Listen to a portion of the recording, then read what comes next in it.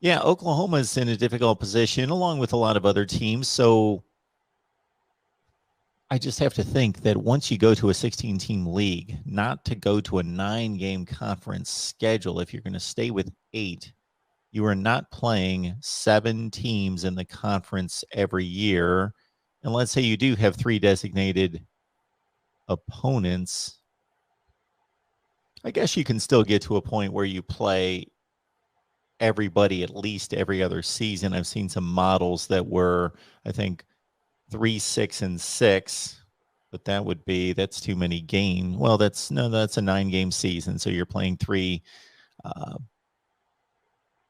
designated rivals, then you're playing 6 of the remaining 12 teams in the conference every other year, then playing the other 6 on the off years. Or I have seen a 1-7-7 model where you only have one designated rival and you're rotating the other 14 teams in a split of 7-7 the other 2 seasons. But like you say, a lot of teams in the SEC Eastern Division, Georgia, Kentucky, Florida, Clemson, have rivalry games that they play against ACC teams at the end of the season. So they already have a Power 5 opponent who may, in South Carolina's case here in recent years, taking on Clemson is a formidable game. So I don't know if somebody like Oklahoma would want to get locked into a game every year with Oklahoma State.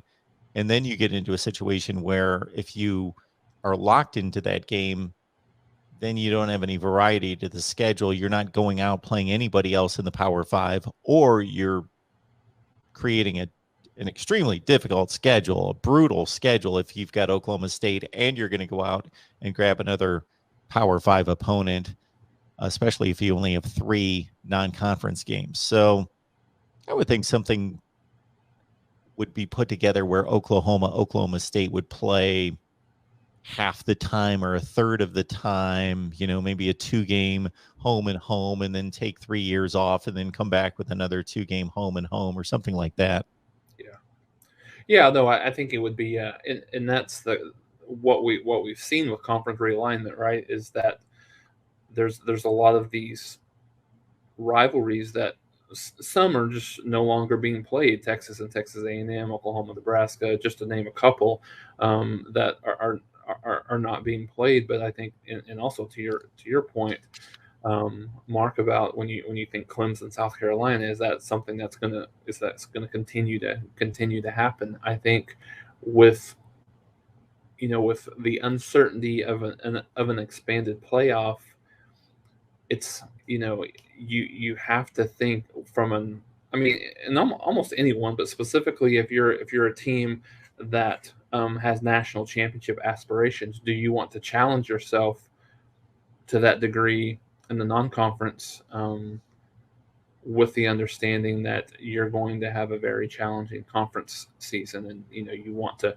put yourself in the best position to have an opportunity to play, to get into that playoff, whether it's a 4 team or what it ends up being down the road.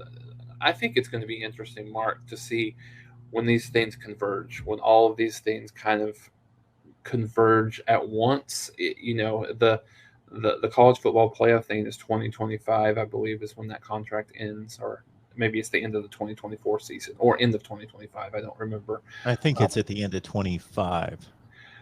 so it almost, when you think about this from Oklahoma and Texas's perspective, it almost even makes sense to wait until 2025 to go, when you think of what that schedule would look like, um, on top of what their already determined non-conference schedule would be with the expanded playoffs and things like that. So yeah, it's going to be so interesting to see, not only when it happens for Oklahoma and Texas, um, but some other teams across the country. And then you obviously think of the new Big 12 a will be a reality next year. Will they have any? Will both sides have any interest in being part of that? So it's a lot of intrigue. We've talked about this a ton. I think I would still, if Oklahoma and Texas are going in 2023, I would expect probably expect to hear something